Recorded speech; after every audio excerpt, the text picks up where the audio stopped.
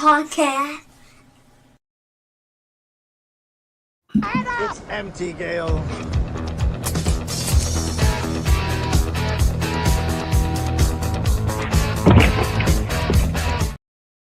We'll never not show that. Thank God for that. Oh, I love that. I love that little shot. Thank you, Dan. That was Dan the man taking a little tumble for charity, because that's what it's all about, ladies and gentlemen. Welcome everybody to the Snobs podcast. I'm one of your hosts, Mick Manhattan, joined as always by the man to my left, but it looks right from here.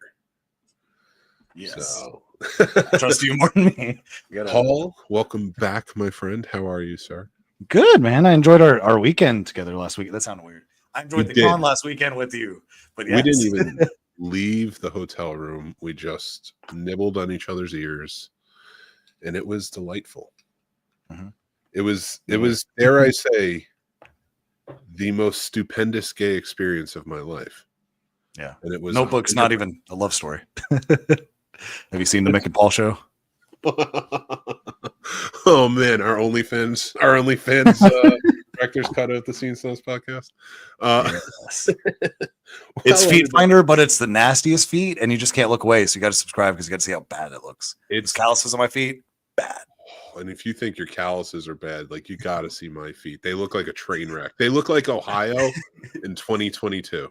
And I feel bad about making that joke already. But I did it for all my Hawaiians out there. There's so much to unpack with that statement. But we spent the weekend at Carolina Fear Fest. We're going to talk about that. We're going to talk about a lot of things. We have a whole show planned. But I thought what we do is we kick it off like we have been with our reviews. The Scene Snobs reviews. We watched a lot of movies this week. It's a very demanding job, and when you watch some of these movies, you understand why. But That's I thought we'd kick it off, and I thought we would kick it off with my lowest rated movie of the week, Lilo and Stitch. Yeah. Okay. So Lilo and Stitch. Let me prepare for this. Let me get us in camera view mode for this one, because this is going to be a clip, I'm sure. Before I even get into anything about what's being said about this movie, before I share my review, before Paul shares his review, I must say to you, in all honesty, I have seen Lilo and Stitch, the animated version movie, once when my nieces were very small, and it wasn't me sitting there. It was like kind of watching them. So they were watching it more than I was, if that makes sense. You know, at the time I had my sidekick out. I'm sitting there, I'm playing on the internet. They're off, they're watching Lilo and Stitch. But I did see the movie, and it was good. It's a good movie. That Lilo and Stitch.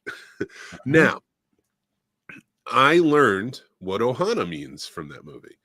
And Ohana means foster care is the way to go, from what I understand. Oh no, I'm sorry. Ohana means family, not in this in this new version. And that's where we get to it. This is the live action. Let me get the good out of the way. Stitch was cute. He was funny. It's hard for him not to be, considering you have a model for, you know, I think there was the original movie. I think there's been like a couple of sequels to the movie. I think there's a TV show to the movie. So there's a lot of Disney versions of Stitch out there that you can watch, and you can gain like what will make this special. They kept him looking like Stitch. They listened to the Sonic audience, the Sonic the Hedgehog audience, and said, we're not going to mess with this. He's just going to look like Stitch. So I'll give him that. The little girl in it was adorable. Almost like, it's hard to fight with the cartoon version. The only reason I'd say like she wasn't as adorable as the cartoon version, because of how this movie ended. And we'll get to that.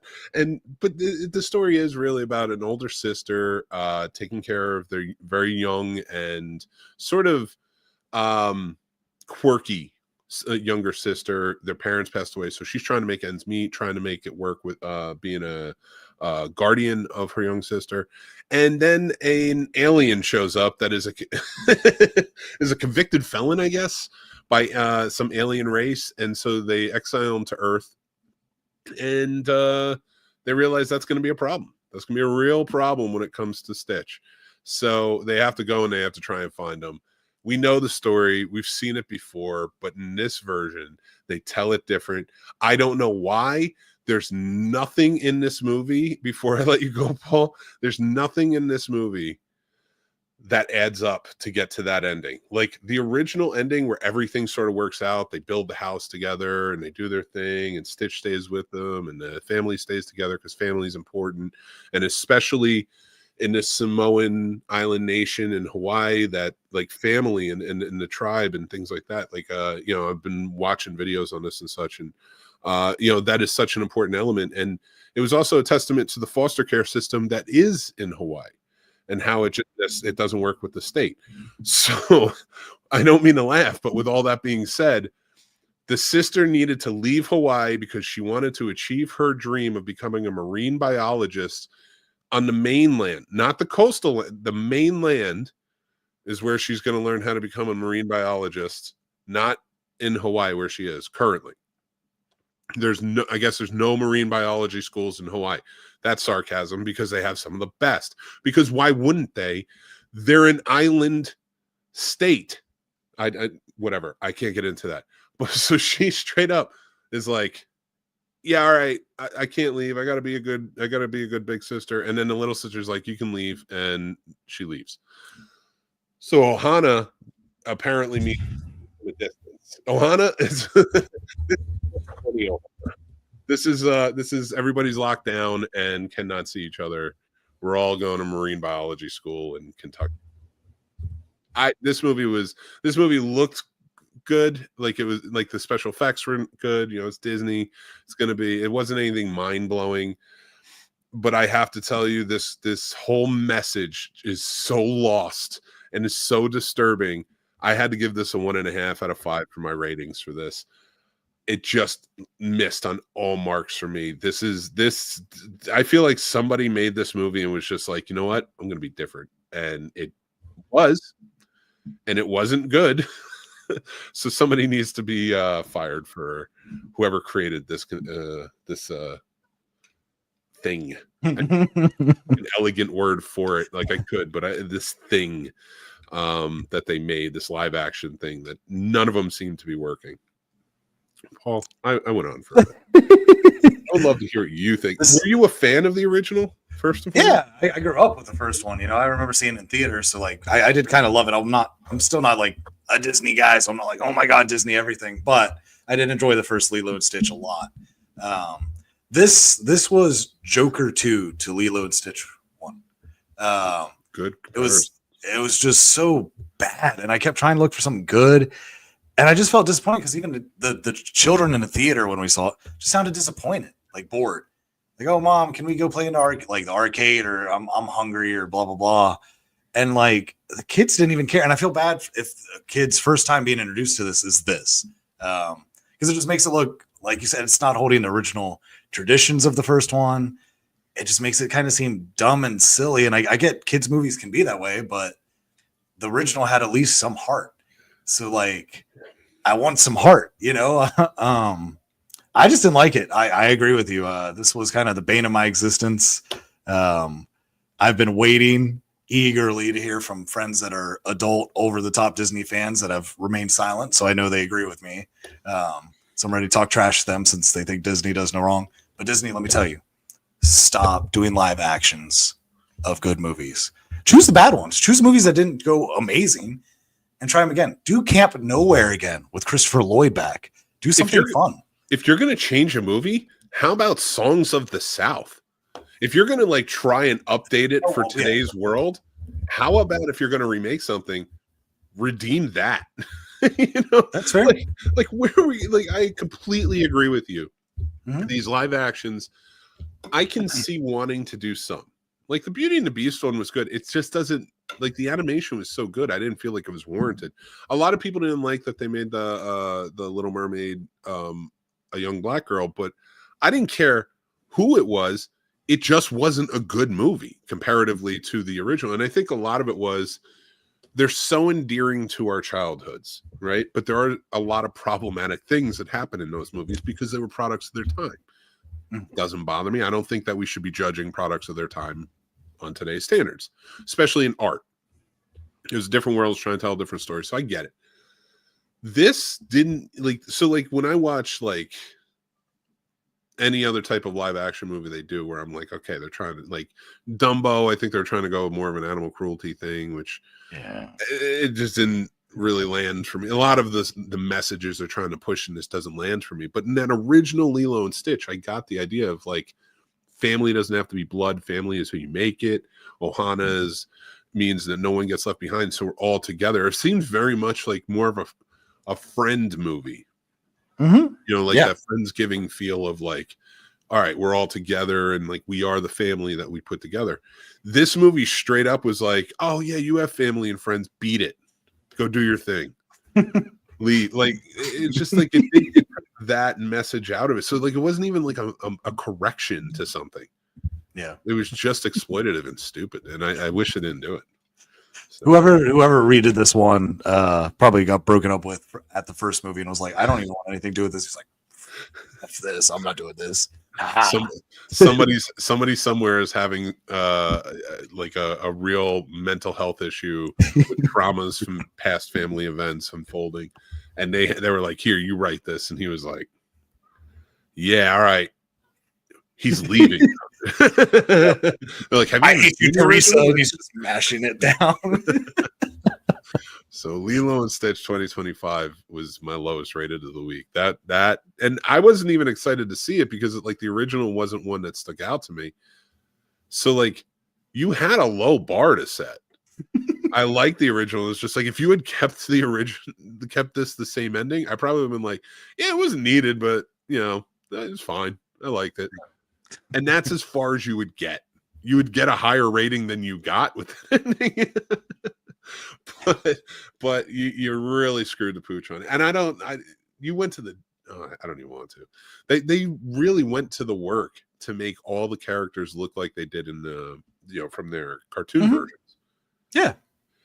But they went hard on changing that ending. Visually it did look great. Like honestly, like the animation side of it, Disney, you were great, but story and almost everything else sucked. But animation, I liked the interactions between the little girl and Stitch. They were funny. Like there was a couple like when he just sprays her in the face. Like I started laughing. I was like, that was pretty good. And like I know it's from the original, but they did a good job recreating that bond. So, but that was it. That was it. That was like as far as I'm gonna go. Besides, like it looked pretty and that. But that's our ratings and reviews of Lilo and Stitch. Let us know what you think in the comments. Ooh, before we get into this, did someone answer that question that you posted up about him? Oh, no, I don't think anybody did, but even if they didn't, you can answer it. Is it License to Kill? It's License to Kill, right? License to Kill. That was one of his first movies. He was very young. Benicio del Toro. Love Benicio. I love him. A lot of people will get it mixed up because Javier Bardem was in Skyfall, and they kind of look alike a little bit. And like, so if I say it, like sometimes people are like, "Is it Skyfall?" I was like, "Nope, that was his twin." This man was in License to Kill, baby. Dalton. The Phoenician Scheme, the new film by Wes Anderson, starring Benicio del Toro and a slew of others. The regular stock company is here. We get Willem Dafoe, Bill Murray as God at one point.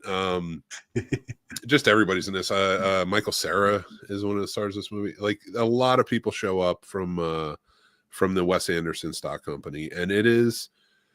I got to tell you, like this was just one that it's got 2.5 out of 5 for me. It wasn't great. Like, all right, I have a big problem with Wes Craven as of late. But before we get into that, just to tell you guys a little bit about the Phoenician Scheme. The Phoenician Scheme, Benicio del Toro plays Corda, who is like an arms dealer and an industrialist, and he goes about and he makes deals with all these different countries, supplying them arms and stuff like that. And then for the most part, you find screwing them over. He's not a very good person. And now he realizes that there's going to be a big gap in his debts, and he's going to lose his entire fortune. So he takes his daughter in tow to go to all of his investors to see if they will fill the gap for him. And while he's doing that, somebody is hunting him, and they keep trying to kill him.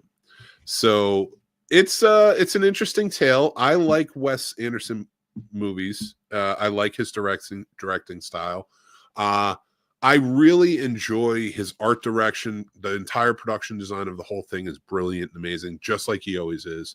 There's a fun story to it. I wish it gets a little convoluted at times, too much, like Wes Anderson does as of late.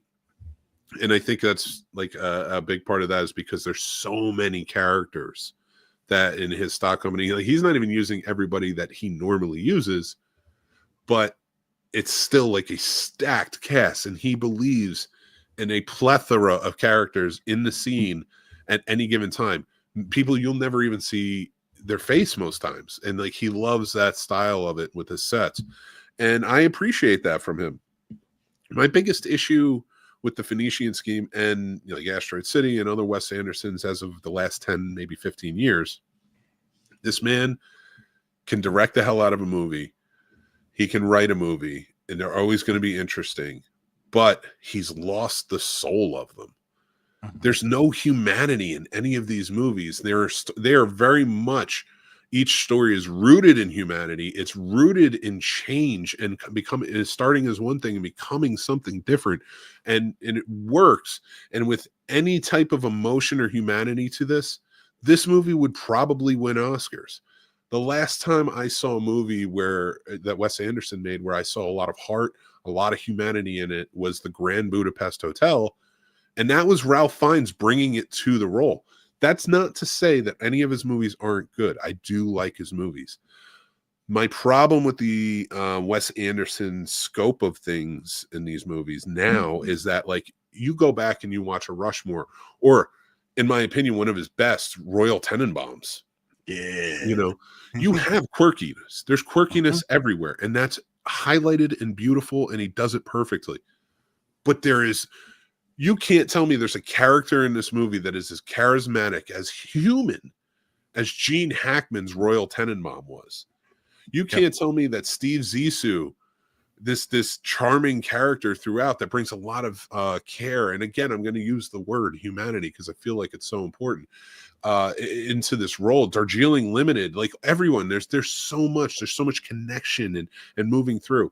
Everything feels cold now when I watch these movies. And he made Poison last year, which is one of my favorites. He made a whole bunch of wonderful adaptations of Roald Dahl stories.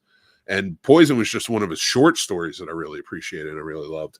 But you have these great actors. Bring your humanity back to your movies. That's why this got a 2.5 for me.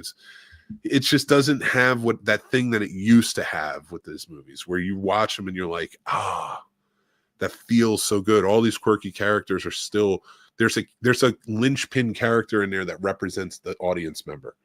I don't see that in his movies anymore, and that takes me out of it. Did you get a chance to watch a Phoenician Scheme? What'd you think? I actually did, and my rating is about the same. I think a lot of it has to do with Benicio, just because like I said, I have a very soft spot for him. I've always loved him. I love his accent. I love his acting style. He's a joy. Like you said, Wes Craven, I do enjoy his movies because I will never say he's not talented. He's very talented. But like you said, it's hard to make that connect. And for me, whenever I see these, this is like me going to an art museum. I can absolutely enjoy it. I respect it. But I'm not going to sit there and be like, everyone should go to the museum with me or go see art with me. Like I know what I'm in for with him. For whatever reason, his lighting and his camera angles, it just reminds me of The Dentist's Office, his last couple movies. And it's not a bad thing. It just kind of reminisces me into there. And his movies are kind of flat like that. Like I've never had a dentist be super personable where I'm like, that dentist was awesome. I can't wait till my next checkup. Absolutely not. It's very floss, this and that. We're done. And that's kind of how his movies feel like. Here it is. Here's the set. Here are the characters. All right, we're done. And it's just like, okay, well, thanks. And rewatchability, always goes into my rating factors. I will probably never watch this again unless someone's begging to see it and I have it. And then it's like, well, I'll watch it again with you. But I don't think you can ever willingly just catch me just being like, hey, let's go ahead and watch this again. Yeah, this is definitely not one that's going down. And again, you're right, because it's a great cast. Benicio del Toro is great in everything. I love him. And so I'm right there with you. And for me to watch this, and he's such a charming individual, playing an extremely charming individual, but very toned down. And I was like, let him be the free one. Let him take this and run with it. Let everyone else be that quirky style. Because if you go back and again watch the Royal Tenenbaums, or you watch the Life Aquatic and stuff like that, you have that one who's just not afraid to break past the quirkiness and like shove it back in everybody's face. And that's your linchpin character for the audience. Your linchpin character is like, I want to be in it with all of these quirky characters, but I'm not quirky, not like them. So how do I handle watching this? And that's why when all those characters in his previous films, again, going back to Grand Budapest and with Ralph Fiennes, everyone in the movie is extremely quirky and like handling it almost verbatim of what the script says. And then it feels like, but your main character is going off book a little bit. And he's trying to figure out what's happening. And like, I loved that aspect of what Wes Anderson brings to his different characters in his stories. But this one just felt too cardboard. It felt like it was just going for laughs at times. And the story again was just too convoluted. It was really I get what it was trying to do. And I definitely understood not to make it a political thing, but like the billionaire style of it, of like the rich industrialists and stuff like that, atoning for who they are and like realizing that there's more to life than just that. But that would have made more, you should have even more so, because I know who you're trying to commentary on, made him so charismatic that you can't, like every time he talks, you're like, yeah, I get it. Mm-hmm. Like he was good, but you're playing that quick, like, and he's matching everybody else. And it's like, he needs to be above it. He needs to be like way above, and you have an actor who can do it. Like, yeah, nothing against Benicio. Like he can, you let him free and it's going to be amazing. So that's, 2.5 for me. I see we're about the same. So yes, sir. Phoenician Scheme. If you like Wes Anderson, I say check it out. If you're not a Wes Anderson fan, maybe check it out and you have nothing to compare to. But I would say go back and watch like his first like 6 or 7 films first, because they're brilliant. Yeah. All right. But thanks for watching that one. Now let's go to the next one. We haven't gotten to the show yet. I like that we're doing the reviews first. I do too. I like going through these. Gives us free time to talk. But you know what I'm never going to be again? As young as I was when I watched The Fountain of Youth. Oh, I can't wait to hear this. This is going to be fun. So The Fountain of Youth, it's a new adventure film, treasure hunt adventure film, much in the wake or vein of Indiana Jones or the National Treasure movies, things like that. Big spectacle type adventure movies that we know and we love. Alan Quartermain back out there. This one stars John Krasinski, Natalie Portman, his brother and sister duo, who were big-time adventurers and historians and such, treasure hunters with their father. And now that he's passed away, they've been a bit estranged. Isa Gonzalez plays a shadowy type of figure who has to come in and try and thwart Krasinski at every turn as he's going through. And then Domhnall Gleeson plays the man funding the whole thing to try and save his own life with the Fountain of Youth. This was a movie.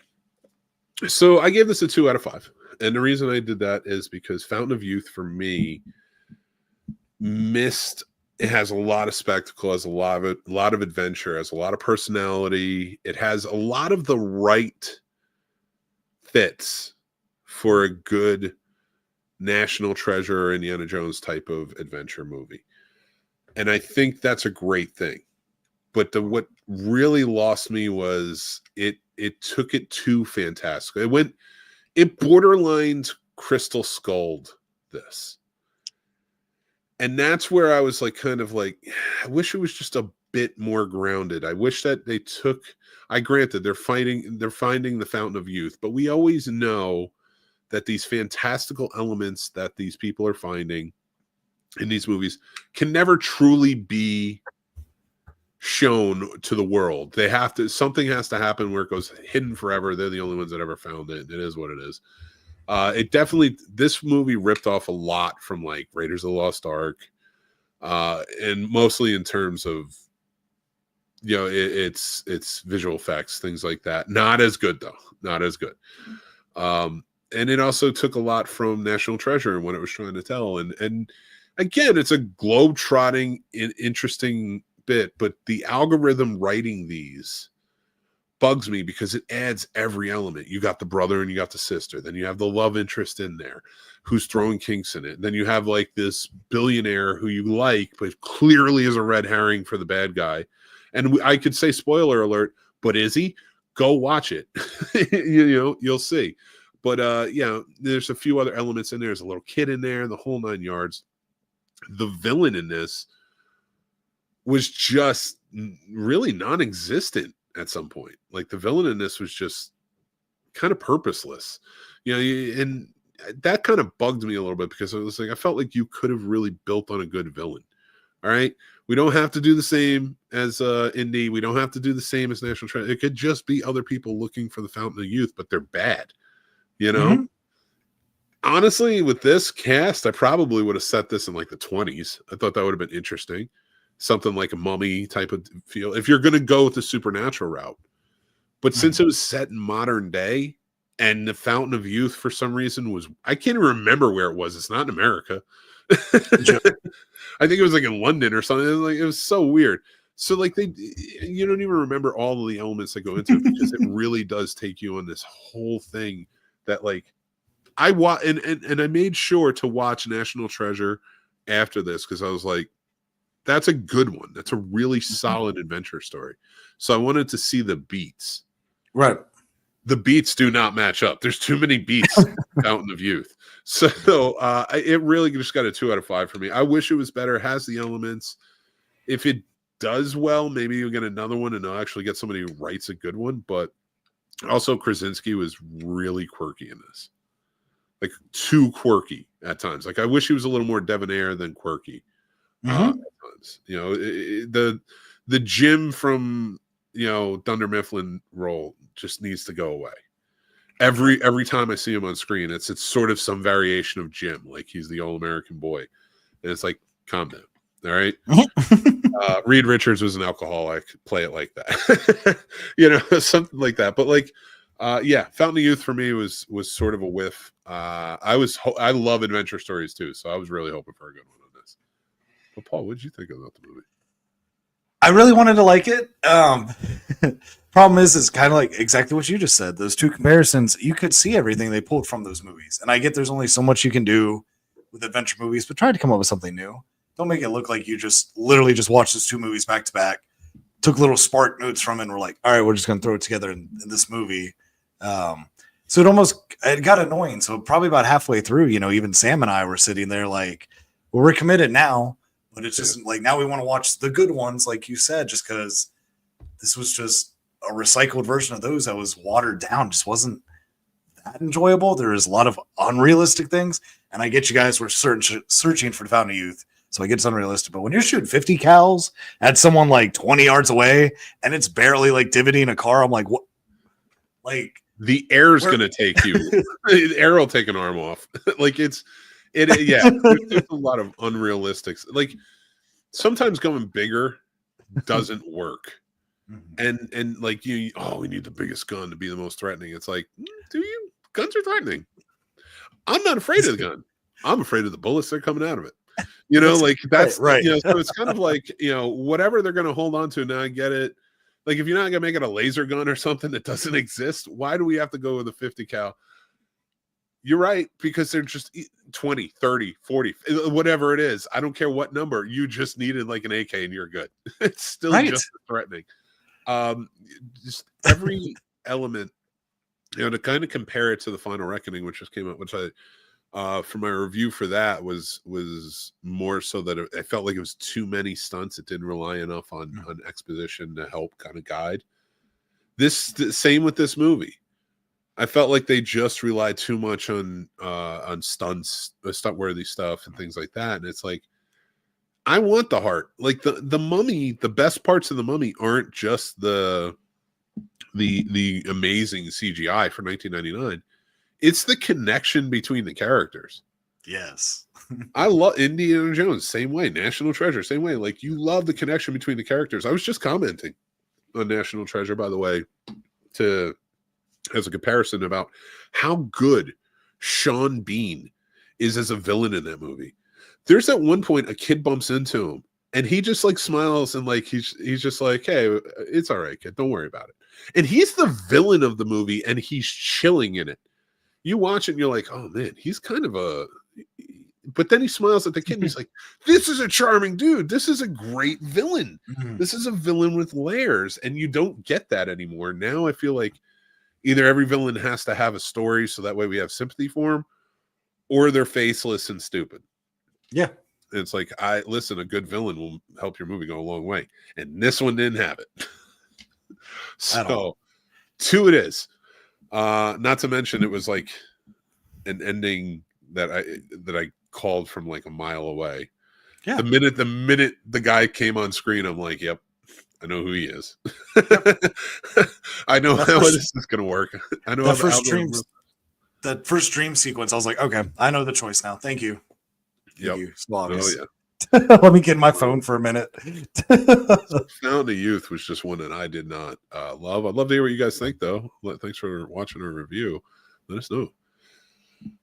Oh, the documentary on this one. Pee-wee as himself.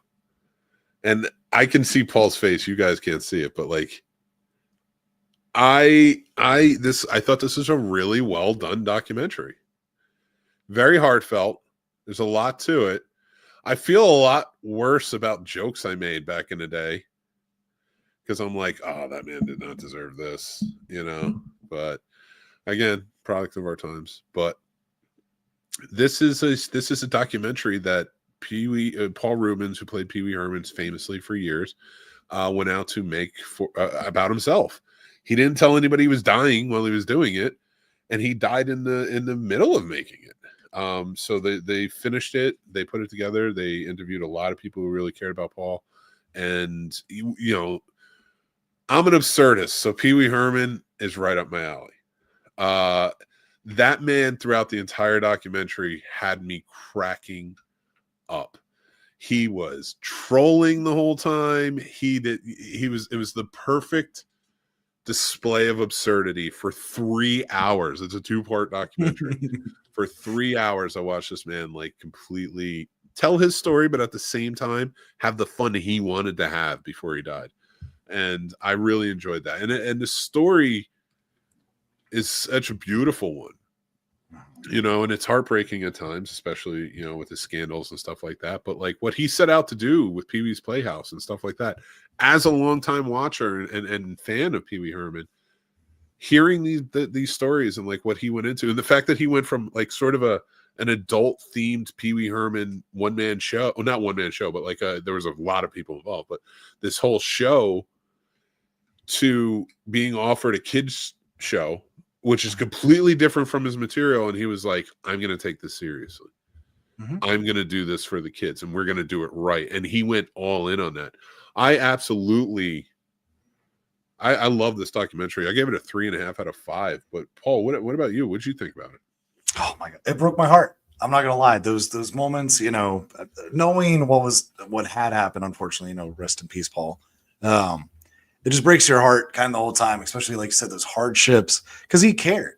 Yeah. He cared about the message. He loved doing it. It was just so fun just seeing how much he put into it. You love seeing someone in their element. And for me, I'm not gonna lie, I watch Pee-wee's Big Adventure almost once a month, like literally marginal, because I aspire to be like him. Because I wish I could be at like a 9 or a 10 and be absurd and not inappropriate or annoying. And how every managed to do it in all of his movies and his show, he could be right there where you're like, if you're just a little bit more, I'd be like, I'm turning this off. But you're right there where you're just entertaining. And I absolutely love this. This just made me want to watch all of the Pee-wee show again. You know, kudos to him as an actor and just as a person, you know, because he went through so much and still remained himself. Yep. We all make mistakes. We all do, you know, we all got stuff in our closets.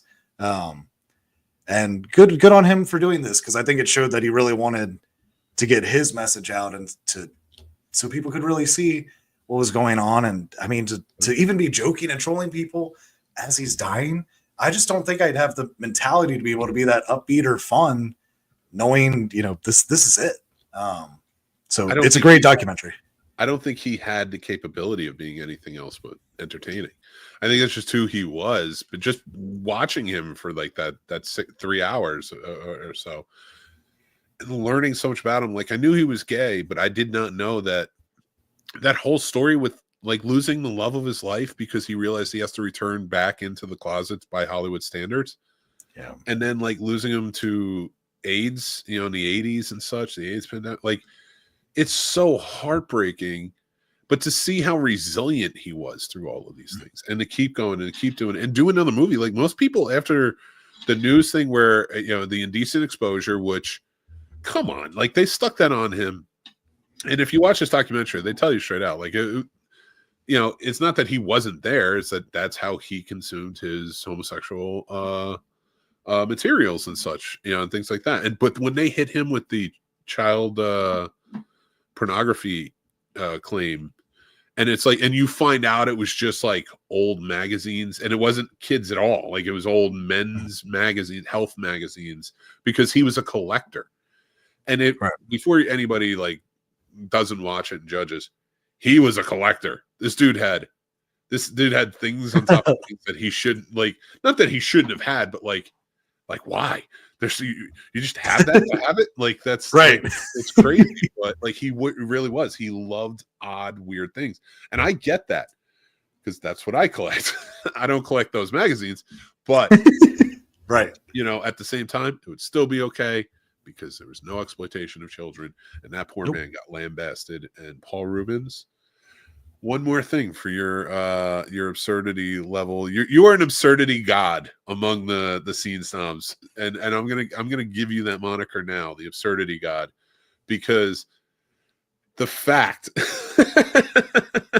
dude, everything he did in this whole thing, but the fact that his first acting role after the indecent exposure arrest was Buffy the Vampire Slayer, and he had in his contract that he had to look as much like his mugshot as possible. My friend, you are the absurdity god, and I appreciate it. We respect you with the scenes. Thank you. We need to put him on a shirt. I would. Oh, I like okay. Just okay. Every year, I wouldn't use his likeness like that. He deserves all that credit. If I did it, I would do it for charity. Okay. Like whoever bought that shirt, like maybe go to a charity that he supported and such. But man, go watch this documentary. It's worth getting to know Paul Rubens just a little bit more. Watch his movies if you've never seen his movies either, because they are. Oh yeah, I like them all too. Oh, like they said, Big Top Pee Wee flopped, and I could see that it did because it was. I remember when that came out, but I loved it. I was like, Chris Christopherson, everybody's in this. I was like, I'm down. So I thought that was pretty cool. But go watch that too. Go watch all three of his movies, the whole nine, and go watch Back to the Beach. He's in that as well. So. That's about Large Marge too. Tell him Large Marge. I remember the Alamo. All right. Thanks for watching that review. Let's get to our final review tonight. Then we can start this podcast at 40 minutes in. And it's Fear Street Prom Queen. That's right. I gave this a 2.5 out of 5. This was the new Fear Street movie. It's based on the Prom Queen Massacre book. I guess they have one. I don't know if it is actually Massacre or Prom Queen Murders or something like that. And this was, of course, one of R.L. Stein's creations was Fear Street. And this movie tells a tale of, I think it's like 6 girls in high school. I'm calling them girls because they're young. They're in high school. So like 6 girls in high school, and they're all up for Prom Queen. And it sort of follows their bickering, they're fighting, who they are, all their personalities. If you have the poor girl who just wants to win it because her life sucks, then you have the rich girl who feels like she deserves to win it because she's the mean girl, and Then you have everybody in between, and then but somebody is like, a slasher is going through and taking them all out, and it becomes this pretty formulaic slasher film after a while. I definitely get why this is a young adult novel or movie. This is definitely not meant for the horror fans of the 80s or 90s. It's a good send up to it because it takes place in the 80s and stuff like that. So I think guys like us who love our horror will appreciate it. I did appreciate it. It's got this middle of the road for me. For a Fear Street movie, I don't even think the trilogy that came out, which this is loosely connected to, would get this rating from me. But I didn't hate this movie. I might even watch it again as sort of a horror movie rewatch if it's on TV sort of thing. It's a Netflix, so it's probably not. But I've watched Scream and Scream 2 and all those. So like this isn't really that different.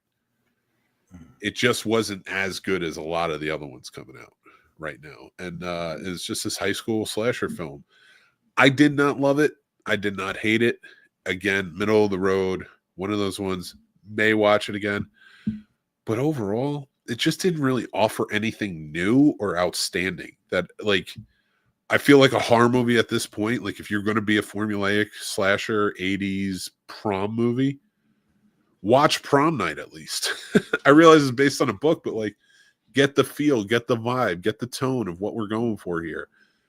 This one was a little too flash in the pan, a little too updated version telling an 80s story that just didn't work for me. Paul, what did you think about this? Well, this made me rewatch the other ones. This was kind of just right down the middle for me. It was kind of too predictable because I never try to like think of who's who, trying to figure it out before the end of the movie. But as we were watching it, like I called it probably not even a fourth of the way in. I was like, oh, it's so and so was the original killer, and so it's probably still these people. Then I just watched it unfold. It was okay. This is one that, I might use to introduce like my nephew more into with something like that. But like, if I was hanging out with like you and some other like movie fans or horror fans, I would never be like, we got to watch Prom Queen to get in the movie. No, because we'd all be like, okay, I'd rather make you watch Who Be Halloween than this. But, if you're new to horror, you're trying to explore a little bit, or maybe you got a significant other that isn't in horror, this might be safe middle ground. Because I've had coworkers that have watched this that don't enjoy horror, and now they're watching all the other ones and they're like, maybe I do kind of like horror. Like, so I think if anything, I think this might be a good introduction for somebody new to the genre. But I think for anyone well versed or actually grew up with, the Freddy's, Friday 13th, or the originals, I think this is going to be like an But I wouldn't say it's worse, but I think your rating's fair. I think it's right down the middle. And it's probably the best one out of all of them so far since I've been rewatching them. I know where you should watch this. So when I was in the 7th or 8th grade, I can't remember which one, I went to a boy-girl party. And in that boy-girl party, we're doing all the stuff boy-girl parties do. It's nothing tantalizing or crazy. But a horror movie was on. And that was the first time. I was a loser. So like I was watching the movie. So that was the first time I ever watched Candyman. Hell yeah. 7th and 8th grade, watching the first time I ever watched Candyman, I was terrified. I was like, I got into the horror movie. I watch horror movies to scare me. Like, I want to be scared. So when I'm not, whatever, Right. But I realized, because they wanted us to, like, go in the bathroom or whatever at some point for 7 Minutes in Heaven. And I was like, I don't want to do that. I just watched this movie. This is not. I don't think I'm going to be in heaven if I go in there. And say what you will, I don't care. But watching that, I realized that was too scary of a movie for a boy-girl party in the 7th or 8th grade. Now, this movie would have been perfect for a boy-girl party in the 7th and 8th grade. So that's when you need to watch these movies. Is when you're chilling with your friends and you're that young and just kind of enjoying it, and you're looking for a horror movie, because it does have its moments, but overall, that's a Mick guarantee. You can watch this at a boy-girl party in the 7th and 8th grade and be fine. Not Candyman. Yes, but that's our rating, our reviews and our ratings for each of those movies. So whether you're watching it in a clip or you're watching this or you're listening to the podcast or watching it, thank you. But we're going to get started. It's time, my friend. We went to Carolina Fear Fest 2025 last weekend. We did. Let's talk about it a little bit. So, Oh my God. For anybody out there who doesn't know what Carolina Fear Fest is a wonderful horror-based, when I say horror, it's not just horror movie. They dabble in everything when it comes to horror. Horror-based convention in Raleigh, North Carolina, that is every Memorial Day weekend. You should get your butts down there. Stacked celebrity guests, stacked with vendors, it stacked with events, just tons of stuff to do. But like, Paul, tell us about some of your highlights of Carolina Fear Fest. I feel like this year, just because it was kind of different this year, because a lot of our regular friends and people just weren't all there this year, you know, for all different various reasons. So it was kind of, in a fun way, it was fun just making new relationships and new friends. Yeah. You know, it just seemed like it was just clicking with a lot of new people and people that had been there previous years that I had spoken to, but not had a chance to really sit with. So, you know, meeting a lot of these people was just a lot of fun. Just meeting the great people, and the panels were a lot of fun as usual. The vendors, it was nice seeing some new vendors out there. You know, I like seeing the book writers. You know, I honestly enjoy talking to them because I'm not the biggest reader. Sam is. So a lot of times I like talking to them because if it's a book that I think she likes, I'll try to sneak one away. And so it's a lot of fun. You know, it was great seeing Paul again. Paul with Hunters Against Hate. I love seeing him every year. He's an absolute delight. He's hilarious. No spank bank this year, but that's okay. You got to come and figure out what that's about. I don't need to be spanked again. Been there. I wanted to. He just said he couldn't use that paddle on me. And I was like, well, use your hand. And he's like, don't tempt me. Dude. I don't know if I'm okay with being spanked anymore. Too old for it. Oh, people gotta leave my spanking butt alone. So, a lot of fun. What was your favorite panel? Well, if I'm allowed to geek out and kind of talk about us, then I'm going to say that Bill Moseley. It was very humbling, man. I'm not going to lie. Like, I took a minute that night after we interviewed Bill Moseley from Devil's Rejects and Houses, Thousand Corpses, and his other films. Like, I remember sitting with my like core group of like 6 friends from middle school, like in high school, and just watching that movie. And I'm just thinking back, and I'm like, if any of them had been like, you're going to be sitting 4 feet from him, able to talk to him and just be a part of a panel. Okay. Like, I never would have believed it. So it was just surreal, just being in that moment. And then him just being able to switch into that voice so quick and be Otis again threw me off. And I like fanboyed out internally. Externally, I think I held it together a little bit, but that was probably the coolest panel for me. So it was just such a big moment because I've watched him over half my life. And now you're right here and you're nice. Sometimes I got to think about that because I get a little curmudgeon-y when it comes to panel. I think I do too many.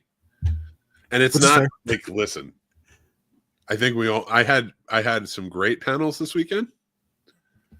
And I had a really bad panel.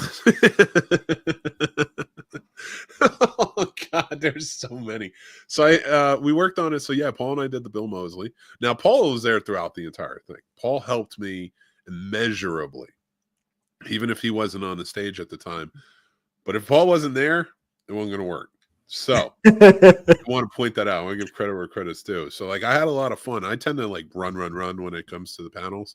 And I think I had the most this year than I've ever had. Like Friday night, we had Real Combat, which nobody came to. Thanks, Mom and Dad. Yes, and I had such a great time talking with everybody. So like I'm fine with how it turned out, but like a lot of people came up afterwards and were like, oh, I really wanted to check out Real Combat, but you know, it was Malcolm McDowell was on the main stage. So I was like, I get it. So when that was over, I went over and we did the Stump the Scene Snobs. Everybody won. Didn't have to take anything home. Felt really good about that. And yeah, everybody seemed to really enjoy that. But then like we had so many, like we did the humor and horror. We did the 70s and 80s, talking 70s and 80s horror. Like William Catt was there, Eileen Dietz, Nancy Loomis. The humor and horror was the Labine brothers, Tyler and Kyle Labine, Daniel Roebuck. John Abrahams was there, like cracking us up, sharing stories from Scary Movie and the Wayans brothers and just like how they handled that. Like there's so many really fun interesting things. Bill Moseley was just fantastic. He was just so much fun to talk to, for sure. You know, like the whole thing was just a great time. All the celebrities were really sweet, really kind people. I really enjoyed everybody we met. This cosplay was great. We got to do the costume party. Oh my God. There were so many good costumes there. The basket case. Yes. Oh my God. That was nuts. That was Oscar wild. Minor.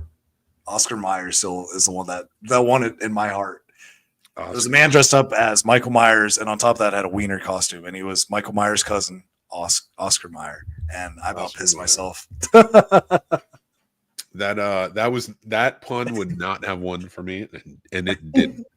I pushed that man off the stage. No, when they came up and like they told me Oscar Mayer, I'm like, yeah. Why not? You're about absurdity. That's so absurd. I don't get it. I was like, oh, Michael Myers, Oscar, but I almost corrected it. Oh no! I almost went to him and like, yeah, but Meyer has an A, and there's no S at the end. I'm glad I didn't because it just ruins it. But like, it's the perfectionist moron in me. Like, I had to do it. But yeah, he told me that. I'm like, no, it's not the same. The immediate reaction, it's not the same. What's wrong with you? Don't do that. I did. I had a good time though. The Saturday night party was fun. They did a murder on prom night theme, right in line with Prom Queen, which they didn't even know. That was the funny part because I was talking about like, yeah, I got to watch this movie, Prom Queen, and they're like, wait, there's a horror movie coming out the same weekend we're doing this. I'm like, yep. Good on you. So I thought they knew that. That's funny.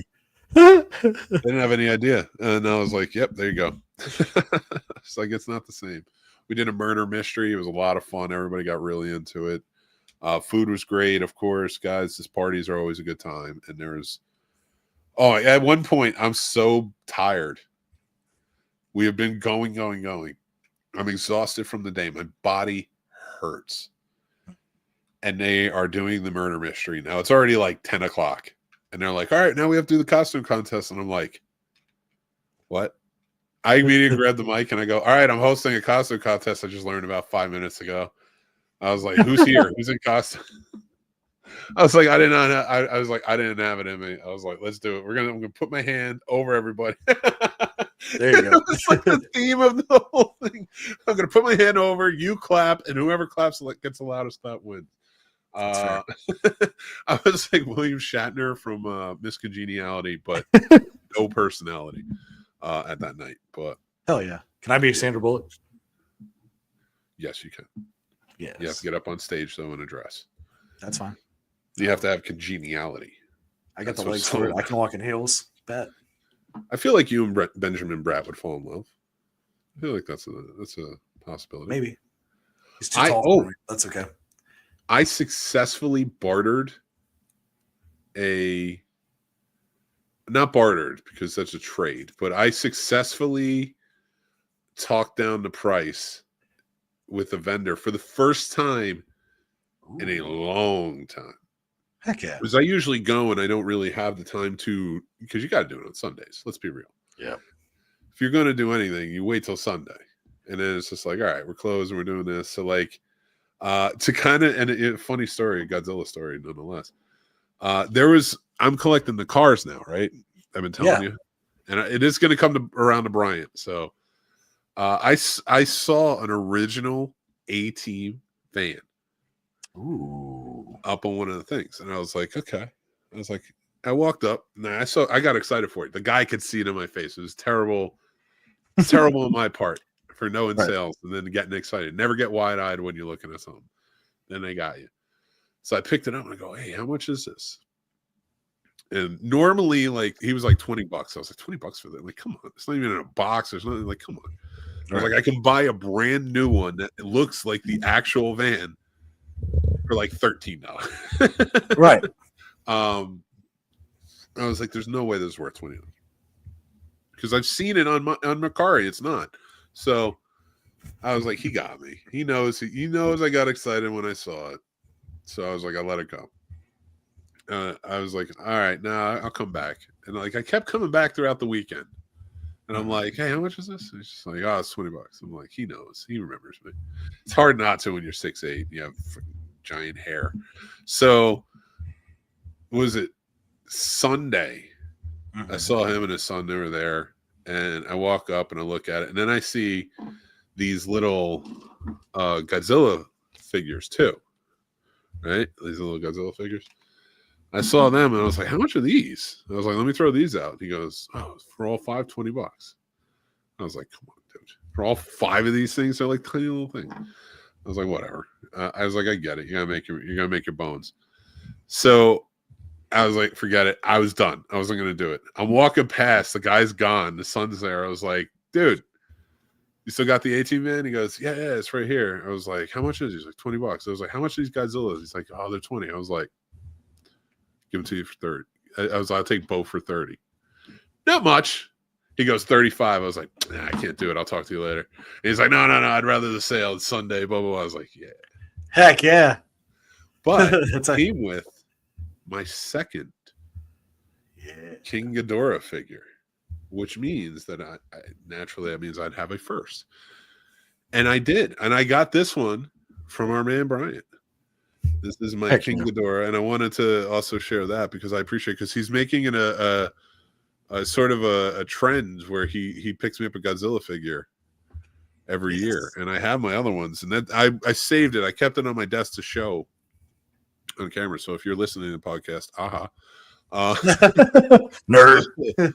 And now I got to put it on next to the stuff he got me last year. I have a whole shelf of Godzilla stuff with the other figures. But yeah, I thought that was it was fun. I got 2 King Ghidorahs in one weekend. I got to barter successfully again after a while, like a little wheel and deal action. It wasn't much, but I got some. It feels good to do. Yeah. So yeah, that was a good time. But we talk often about the celebrities that were there. Mm-hmm. And how we had a good time. They were all really nice. And every year it seems like they all are. But I want to ask you, like, what do you like? I don't care. Like, we talk about celebrities all the damn time. Yeah. And a lot of people care. Mm-hmm. I don't care. Celebrities don't impress me.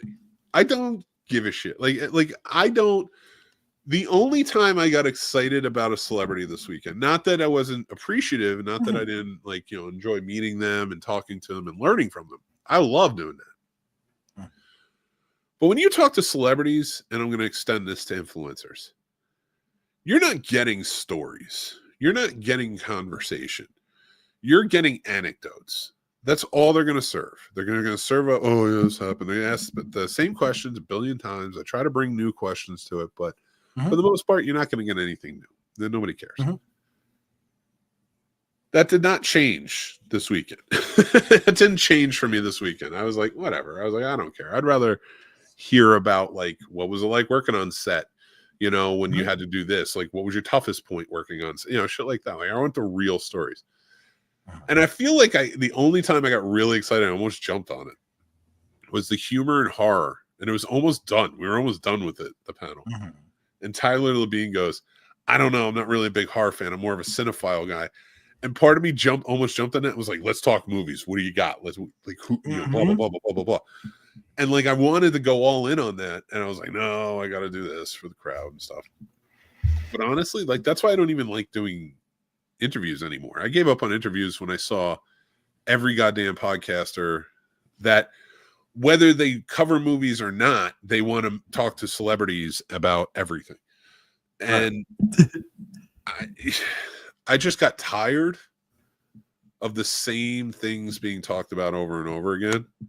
It's like, give me a human moment. Like, I want to talk to Tom Cruise. I want to have Tom Cruise on here. Do I care about Scientology? No. Do I care about, I don't know, whatever crazy shit he's got going on? No. But that man is a cinephile. He understands more about filmmaking than I think any of us ever possibly could. And he knows it from almost all aspects. And I got to give it to him. And he's a movie fan. You hear him in interviews talk about movies, talk about shots, stuff like that. That's what I want. But you never get it. You never get it in these interviews. Like, I started watching the Criterion channel. I signed up for the app. It's my new favorite. Okay. New favorite streaming app, hands down.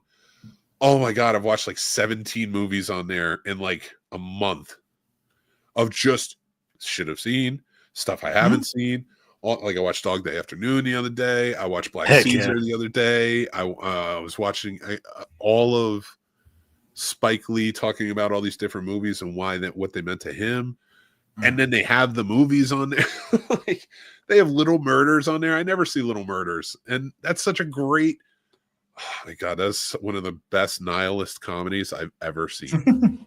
You would love it. You're a nihilist, if anything. You would love that movie.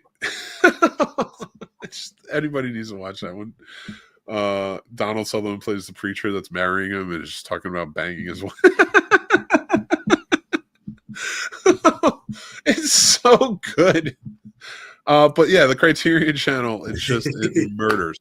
So with that being said, I want to get your feelings on this. Like when you are like watching celebrity interviews, stuff like that, is the interviews you're getting the same run-of-the-mill stuff? Is that satisfying to you? I'd say to some extent. So like, how do I say this? So like we'll say the con we were just at, right? Because of networking, some friendships that have developed over the years, I got a chance to like have dinner and have a couple of drinks with a majority of the celebrities out there. I mean, I learned more about them in 10 minutes of sharing a shot with one or two of them than I probably could watching any of their, because like I said, they're loose. They're actually talking about what's going on, or, oh, so-and-so's like this, or, some of them have a lot to unpack. So they're talking about their childhood and what it was like starting then. And then all these run-of-the-mill jobs and things like that, and talking about living out of here and there. And you're like, oh my God. So like for me, I prefer that. Cause like you said, I'd rather hear the realness of it. Cause I do enjoy, cause I know they're human. Most people should know everyone's human. We're all human, but it does get annoying when people, yeah. And it's weird. It kind of blows your mind, especially when they're talking about even like their own movies. And then they're like, it was all right. And it's like, well, I'm glad you said it, because I kind of feel the same about X, Y, and Z movie. Like, I'm not saying you're bad, but I'm glad you're not like, no, all my movies are 9s all around. It's like, no, they acknowledge that movie sucked. They're like, I just they don't even remember being in, which I get. That's a job, Right. Like, I don't feel like everybody has to have an appreciation for it, but I feel like if I'm going in, like, because I'll interview a plumber, because I'm going to find out some really interesting stuff. Because there's some interesting stuff that a plumber can do that I have no fathomable knowledge of whatsoever. So like, I'm going to learn something, whoever I talk to. But that's why I like talking to people when they talk about the things they're passionate about. Yes. Because then they're really into it. Sometimes actors, always passionate. They may not be passionate about the filmmaking, but they're passionate about the acting that they bring to a movie or to the theater, whatever it is, when they're working on. Celebrities, different story. You can get some really nice ones, but you cannot have a good conversation with a celebrity. You really can't. Now, unless it's one-to-one, really, like, and they know you. Yeah. It ain't going to happen. It's funny because you'll get some odd-ass behavior from celebrities left and right. Like, you will legit get some odd-ass behavior from celebrities. And they'll put that all out there. But if like you're like, hey, like when you worked on this movie, why'd you make that acting? Whoa, that's personal. You should have your dick out, dude. Right. Like, it's that type of like insanity that comes around with it, So yeah, like when it comes to celebrities, like I don't care. Like I remember when we had Jonathan Frakes on the show. I was excited. Don't get me wrong. I was like, I'm talking to Riker. This is going to be amazing. But the man's also a very acclaimed and accomplished director. And I wanted to know all about that. It's like, I was like, we could touch down on Riker for a little bit, but I want to know about this. It's like, you directed First Contact. What was that like? And thank God he was accommodating, because there were some people I've had on the show where it's like, did you want to talk today? Or like, did you just want to promote your thing? Like, if you want to promote your thing, fine, but like, either come on and have a good conversation. So I don't know, like this weekend, like I always get the standoffish from it. But then if you walk around, like, but then I turn around the corner and like I'm talking to these production companies that are pumping out movies and doing really good jobs, and they're friendly, they're vibing, they have celebrities there of their own, like, you know, like whatever degree it is. Yeah. You're just like having a good old blast of a time. Like, all right, man, they're into the movies. Like, that's the difference between the professionals, like the actors. I put actors up there, but like directors, stuff like that count too. But versus when you get to the celebrities who just give you the same answers, and goddamn influencers have nothing else to add. They're the worst. So that was my rant. That's fair on that. So because of all that, I decided to do our top 5 countdown as character actors, male character actors. Yes. So I thought we would get to it. Top 5 countdown character actors, but like I said, the male variety. We'll get to women down the line. All right, buddy, you ready? You ready to lock on this one? Number 5. What's your number 5 for the top 5 male character actors? Steve Buscemi. That's a good one. Yeah, and his Four Dogs and Fargo. Male. Yeah, because he was a character actor back then, like as Donnie from the Big Lebowski, stuff like that. Like he would just pop up whenever you saw his face. He was always, oh my god, he played the killer in Billy Madison. Oh, it's just so many things. Mine was J.K. Simmons. Okay, J.K. Simmons is in everything. Like I feel like the 6 degrees of separation could be for J.K. Simmons. That man is in everything. You could probably connect J.K. Simmons to J.K. Simmons in less than one turn because that's the things he's in. So that's why he's number 5 on my list. I think it's well deserved. Number 4 on your list, sir. Gary Oldman. Solid.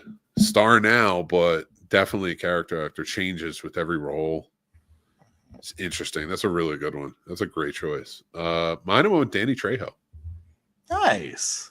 I mean, you see people popping up in movies trying to be like his characters. So it's interesting. Like, then this man has definitely made a face for himself in the movies. So Danny Trejo, number 4. Number 3. Who's your number 3? Philip Seymour Hoffman. Ooh, it's a good one. It's a good one. He was so good. We miss you. Oh, fuck, I loved him. Sorry, I didn't mean to curse. I really do love Philip Seymour. Like, it makes me sad every time because I forget, and then I'm like, oh man. Yep. Why are we getting more great things out of this amazing actor? And it's I would have loved him again in Mission Impossible. I loved him as Bill in Mission Impossible. Oh my god. God, he was so good. And the fact that they tied back to that one so much. God, it would have been so good. Now I gotta watch 3. Anyway, sorry. No, you're good. Number 3 for me is Luis Guzman. Okay. This man shows up in everything. Everything. I love Luis Guzman because he always has that cool, calm, collective voice too. He plays the friend in Carlito's Way. I love that movie. All right, let's get to our number 2. Who's your number 2? John Turturro. Good one. Solid in everything in the 80s and 90s. He's so fun. Mine, I went with Kevin Bacon. Nice. Star of some movies, but tell me he's not that man shows up more as a character actor in movies than he does as the star of the movie. Mm-hmm. And he's a character actor in one of my favorite movies, which is A Few Good Men. Actually, he's probably a character actor in a lot of my movies. You pronounced Tremors wrong. It's okay. Tremors is so good. With another great character actor in Fred Ward, too. Yeah. And Michael Gross. There's so many great ones. But yeah, that's Kevin Bacon. But who is your number 1, sir? It's going to be Benicio del Toro. Oh, you went with it. You went all in on that one, huh? Yeah. God, I love him, man. The Sicario, just every time I watch Sicario is one of my favorite roles with him. I'm not gonna lie. It's a great movie. I buy it. I believe everything about his role and his backstory and who he is. And man, he's phenomenal. I love him. And I love his accent because his earlier movies, you hear how thick his accent is, and now it's kind of gotten a more English and you can understand better. His earlier movies, even when I watch with Sam, she's like, Usual Suspect, she's like, what is he saying? I'm like, I get it's a thick accent. She's like, I can't even hear English word. Anyway. No, I agree. He's so good. And he would have been on my list, but I had to go with a legend for my number one. Uh-oh. A man who has been in the movies since the 60s. Not his 60s, since the 60s. He has been around forever. We know him in so many amazing roles. And that is James Hong. One of his most famous roles, in my opinion, is Big Trouble in Little China. He played Lo Pan, but he was also in Chinatown. Oh my God, I can go on days with everything James Hong is in. He is the quintessential character actor, in my opinion. Okay. That man is another one that you could 6 degrees and James Hong was in it. It's just, he was somewhere in that movie doing something. And he was so fantastic. So that's my top 5 list. It's Paul's top 5 list of our male character actors. That was exciting. So thank you for watching that. And then we're going to go to our mixed movie picks for the evening. This is 2 movies coming out because we're doing a franchise with this right now. And it's from 1976 and 2011. They're both out on Classic Film Reviews right now. You can check them out. It's Marathon Man and Mission Impossible Ghost Protocol. If you haven't seen these movies, I definitely think you should. We are watching all of the Mission Impossible movies, getting ready for the Final Reckoning. And we're super stoked for that. And I'm having a good time rewatching everything. But Marathon Man finishes out our May month of thrillers, our Classic Film Review thrillers. And if you haven't seen this movie, I would say Borders Horror. It's fantastic. Dustin Hoffman's great in it. Laurence Olivier's great in it. It tells the tale of a man who's wrongly accused of being a spy and being chased down by an espionage organization of an evil variety. And it's just interesting. The whole thing takes place in New York City. It's well told. It's well done. And I think anybody who loves a good thriller is going to really enjoy this one. So have you seen this one, Paul? Oh, yeah. Oh, yeah.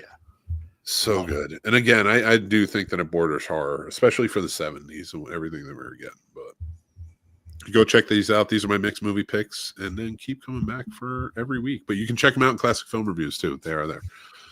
All right. Well, it's that time of night. It's Friday. We ain't got shit to do. We're having a good old time. We're kind of recouping after Carolina Fear Fests. Next week we're going to be doing some fun stuff. So make sure you join us back here for another episode of the Scene Snobs podcast. Paul, before we go, you have anything you want to say? Hey guys, to all our new friends, if you happen to be watching, it was great meeting you guys, and for our fans, it was great seeing you guys. Radar, it was absolute pleasure seeing you healthy and happy in at Fear Fest. It really made me happy to see you out there again this year, and thank you guys for putting on Fear Fest because it's a great organization. It's a lot of fun. Keep watching, keep listening, keep loving the magic of movies, you guys, and keep letting us know any movies we haven't mentioned so we can start looking into new ones or ones might have slipped through the cracks. I'm all for it. I love that. I love having those, recommendations and stuff. So please do that. And if there's anything you want us, like Paul's saying, like we used to take requests, not that we ever stopped. People stopped requesting. If there's a movie that you like us to review, we'll specially do it. You just got to let us know. Let us know what you want us to watch and review it. It may not be on the podcast, but we'll definitely get it up on the channel. It depends on when it comes in and when we get to watch it. But hell, if you want it on the podcast, sign up for the Patreon. No, I'm just kidding. You should follow for free. We got tons of fun stuff, and anything that you sign up for and tiers wise to help out goes back into the channel, pays for stuff. We appreciate you. Thank you guys again for hanging out with us, being part of it. We are the Scene Snobs. This episode was brought to you by OCP, the corporation that loves you the most, and they will take good care of you. So just keep in mind, OCP is making our lives safer, better, and looking out for a better tomorrow. So go check out OCP. They're also hiring. I hear they need police officers in the Detroit area. So go check out OCP.com and let us know what you think. All right, everybody. Until next time, remember to rate and review us if you're listening to the podcast. It really helps on iTunes. It really helps on Spotify, all those things. Please, please follow, rate, review, the whole nine. If you're over on YouTube, go subscribe to the YouTube channel. We put a lot of love, a lot of effort, a lot of care And we make a lot of things that go in there, not just shows like this, but we do all types of different shows like our classic film review, Does It Suck? The whole 9 yards. We'd love for you to go check that out. Thank you guys again. Remember, stay groovy, stay classy, take care of yourselves, be kind to each other. Until next time, I'm Mick Manhattan. This is Paul, and we will talk to you guys very, very soon. Later, Gator.